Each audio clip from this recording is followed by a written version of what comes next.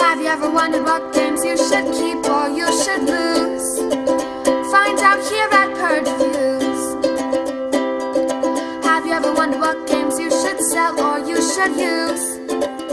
Find out here at Purge Reviews. Find out on our top 10 list what games you cannot miss. Don't forget to subscribe to Purge Reviews. Hi, and welcome to the top 100 games on Board Game Geek. I'm counting them down, giving you a little bit of information about each one, a little bit about my quick thoughts on them, whether you should keep them, purge them, or even play them, and what they are a little bit. So I hope you find this useful. Let's go ahead and jump in, as today we'll be looking at the top 100 games on Board Game Geek. Today we'll be looking at number 80 through 71. Let's go ahead and jump right in and take a look at these games. Number 80 is Or at LABORA, perhaps the first Uwe Rosenberg game, one of many to come.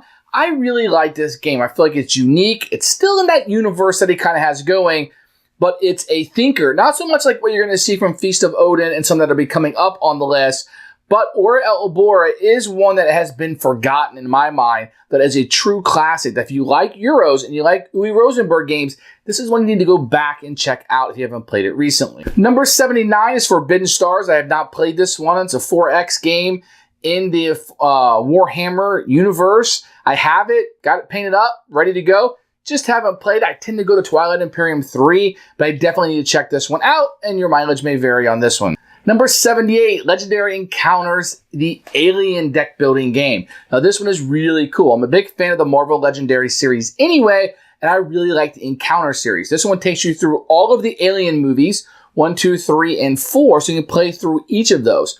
This also introduces, as far as I know, the cooperative, where you can play a card on your turn that will help me, then you draw another random card. Very cool addition. You also, if you die, you become the alien, which I don't think works at all. It's way too powerful. I really don't like that addition, but know that it's in the box. Now, this can be combined with the Predator expansion.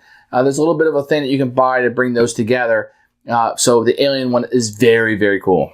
Number 77 is Arcadia Quest. So this is a dudes on a map, kind of adventure type game. People really like this one. I've fiddled with it a couple times, but I can't say that I've played it a whole lot or been a big, huge fan of it. It is one I hope to get into more with the kids, but it has these chibis and you're moving around, you're leveling up, you're having fun, you're finding treasure, you're doing things. So it's a dungeon crawl, but it's extremely popular. Number 76 is a Game of Thrones, the board game. You got 6 people, and I like this game so much with exactly 6.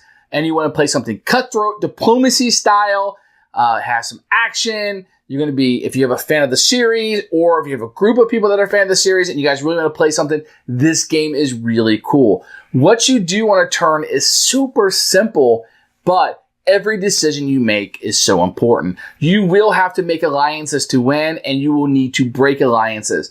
And it's all about the timing. Did you break that alliance too soon? Or did you wait and let somebody else break it on you? This is a very cool game. You get an opportunity to play this at a con or your house and have somebody teach you. Absolutely try this one out, especially if you're a fan of Game of Thrones. Definite keeper, will not be going anywhere. Number 75 is Alchemist. I haven't played this one. I get asked about this one a lot. It's an app is in the game. It's about making these potions and spells. I don't have a lot to say about it. But it is one that's on my list to play, just haven't got around to it yet. Number 74 is the Resistance Avalon. I can't tell you how much of a fan of this game that I am. I believe it's my number 1 party game. Whenever I have people to play, 5 to 10 people, I love pulling this out. I actually prefer the Avalon. Everything in the box is kind of what I enjoy playing and what I need.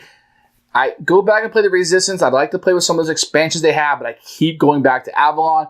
People understand the King Arthur theme. It really works to me. It is for a wild appeal. And once people play that one game, they get hooked. Let's try this again. Let's try this again. Let's try this again. I really like Resistance Avalon. Even if you don't like party games, to me, this is the one to have. Add this to your collection. Definite keeper, instant classic, and really should be in most people's collections. Number 73, Stone Age. Now, I love this as a gateway game. It has dice that people are used to. It has a very unique, believe it or not, Stone Age theme about cavemen. You don't see that as much as you think you would. It has worker placement. And the more workers you put there, the dice you have, you'll be rolling dice. You're being victory points, very easy. You're going to be set collecting. People understand and like that.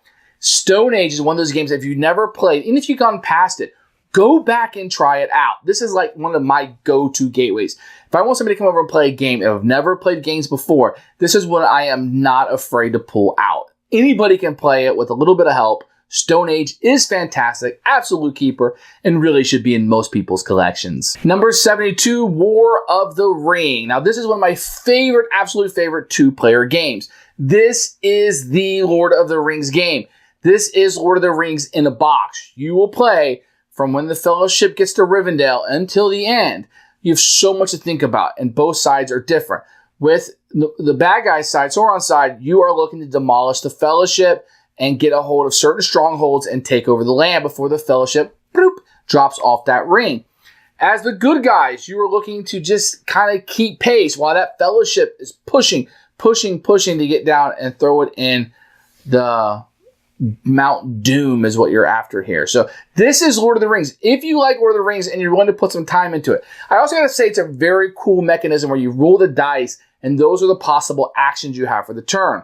The bad guys always have more dice, but they have to use some of those dice to look for the ring. So how you divert your resources is very, very important in this one. Excellent game. Highly recommend. It's probably easier if somebody teaches it to you, but I love War of the Ring.